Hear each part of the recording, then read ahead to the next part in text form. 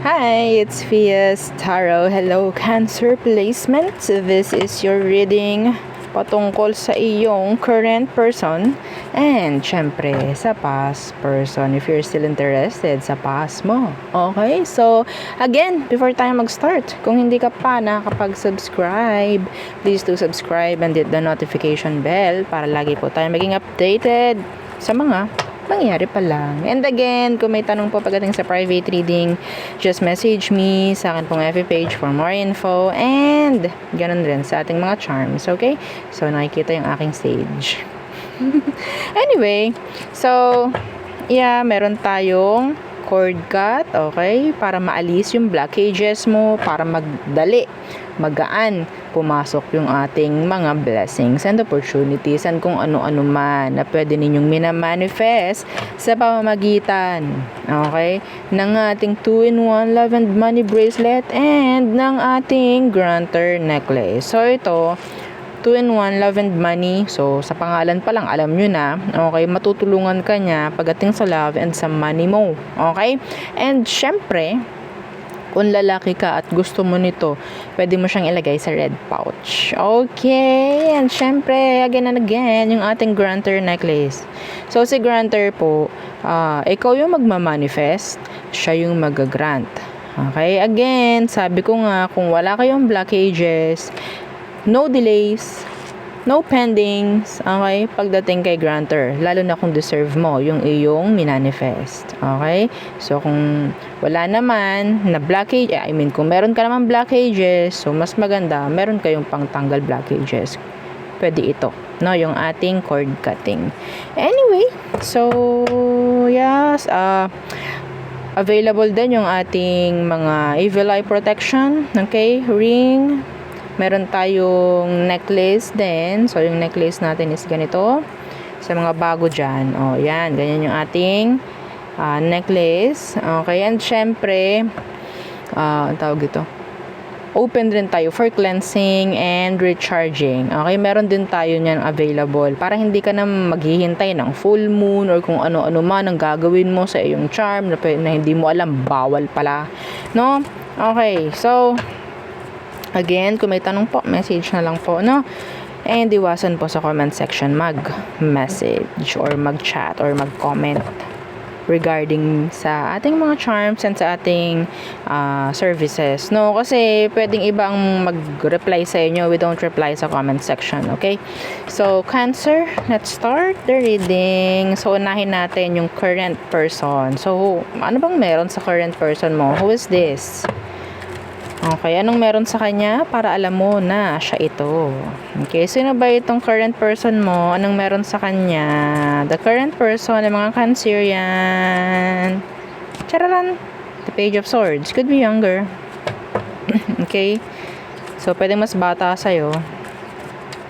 Itong taong to, maraming napapansin. Okay?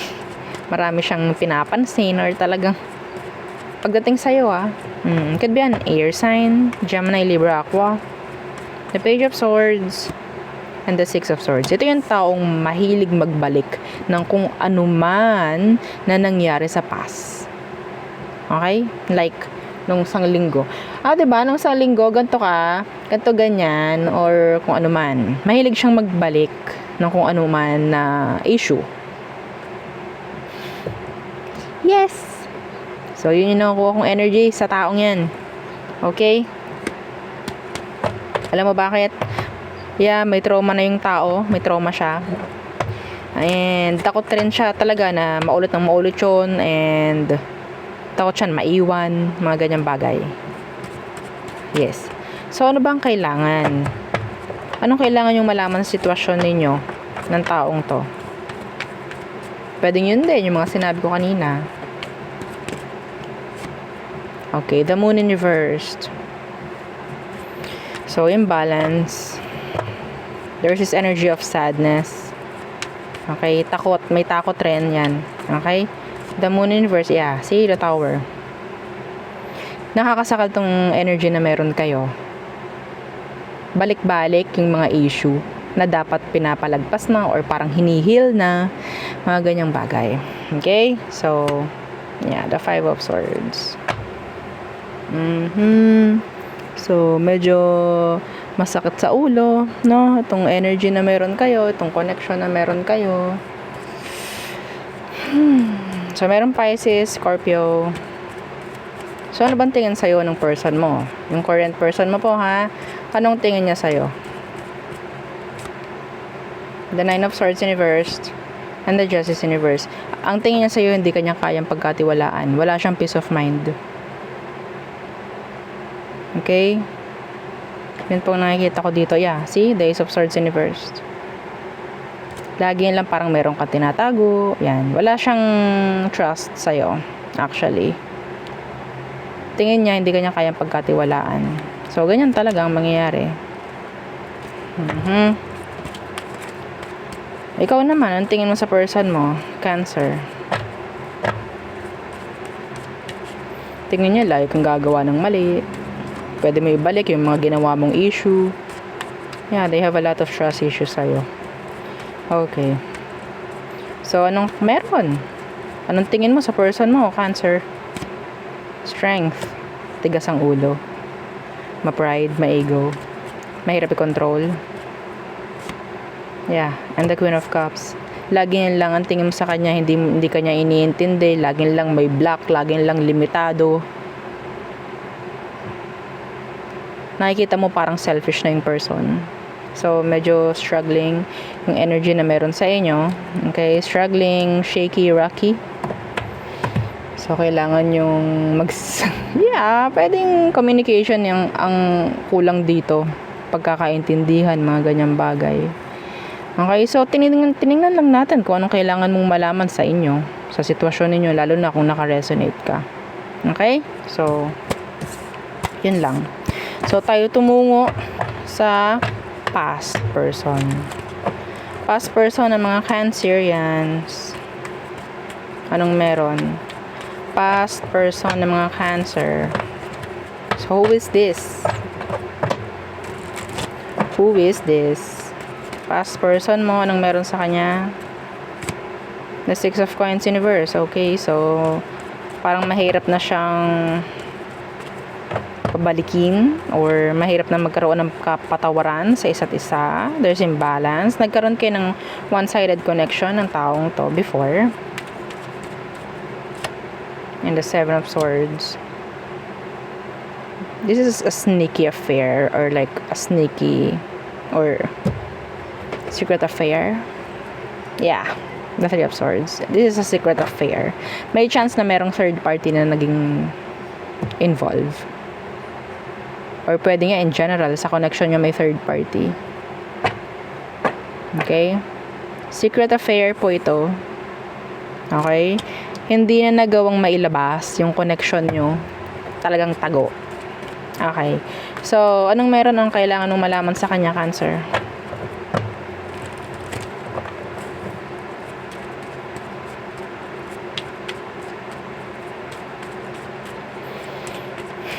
Pwede hindi kayo nagkaroon ng label actually. Pero, let's see. Anong kailangan mo malaman sa kanya, Cancer? Ace of Wands in reverse. Ayaw na nito. Ayaw na nila. Okay? Pwede may mga pending sa buhay itong taong to sa ngayon. Yeah, the universe. The world universe. This is a lot of pending. Okay. So, I think still, sabihin natin, even though nandun na yung energy ng separation, still attached pa rin kayo energetically sa isa't isa. Okay, still. Yeah, the Six of Cups in reverse. Somebody is bitter, somebody is sad, still feeling the unfinished business. Kung ano man yung meron sa inyo, nakaka-apekto to pagdating sa kanya, kung anong meron sa kanya currently. Okay? Yeah. So, anong tingin niya sa'yo ngayon? Anong tingin ng taong to ngayon sa'yo, Cancer? The Nine of Swords. Problemado. Tingin niya sa'yo, problemado ka pa rin. Nag-iisip ka pa rin tungkol dito. The Fool in reverse. Parang tingin niya gusto mo pa ulit. Yeah. Yeah. Parang tingin ng taong to gusto mo pa ulit bumalik sa kanya. Parang kinakailangan mo siya. Ganon yung nakikita niya. Ganun po ang nakikita niya, hindi ko sinabing ako mismo. Ang tingin niya sa'yo, gusto mo pa rin. Okay? Nag-iisip ka pa rin tungkol sa situation ninyo. Okay? So, ikaw, anong tingin mo sa kanya? Cancer, anong tingin mo sa kanya, Cancer? Focusing on their career, on their money, being busy in general. Okay? The King of Cups, the King of Cups, the King of Coins. This is a Capricorn. Some of you, they could be a Capricorn. The Nine of Cups in reversed. Fulfilling everything. Okay? Lahat. Ayun ang tingin mo sa kanya. Ginagawa niya lahat. Or, yeah. Ginagawa niya lahat yung kung ano man yung hindi nangyari. Okay? So, yeah, the Wheel of Fortune.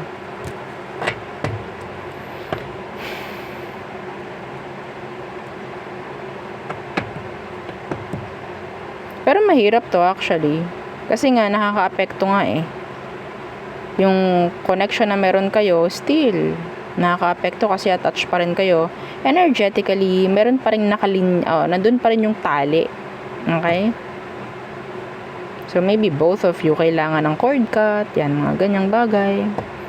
Okay? So, fulfilling everything na hindi nangyari sa buhay niya. Ayun ang nakikita ko dito. There's struggles. Okay? So, yun. So, tayo tumungo na sa all signs for you. Cancer placements. Oops. Aries through Pisces for Cancerian placements. Okay. So, Capricorn. Ay, Capricorn. The devil. Capricorn. So, Aries, they're like lusting over you. They're like obsessed. They're energetically maybe tied pa rin kayo. Okay. Taurus, andun yung energy ng selfishness. Gemini, they're trying to forget you. Cancer, they're trying to avoid you but they can't. Leo, they're walking away. Virgo, they felt stuck. Feeling stuck si Virgo. Libra, they're crying over this. They're thinking of you. Scorpio, they like you. Sagittarius, focusing on their wealth, maybe on their career, on themselves. Capricorn, they're looking at you. They're stalking you. They want to talk. Aquarius, they need you. Pisces, no chance of being together. No chance of reconciliation with the Pisces placements. Okay, so there, yun ang aking reading for you.